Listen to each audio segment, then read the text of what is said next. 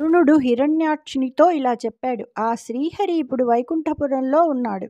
ఆయన యుద్ధంలో పలుమారులు శత్రువుల్ని జయించి అతిశయించిన శక్తితో ప్రసిద్ధికెక్కిన వీరుడని జనం స్తుతిస్తుంటారు. కాబట్టి నీవు అక్కడికి వెళ్ళు.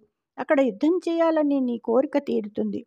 అవమానాల్ని సహించి యుద్ధరంగంలో నిలబడలేక తొలగి పారిపోయే ఈ పిరికివాళ్ల వెంటబడడం పౌరుషం కాదు.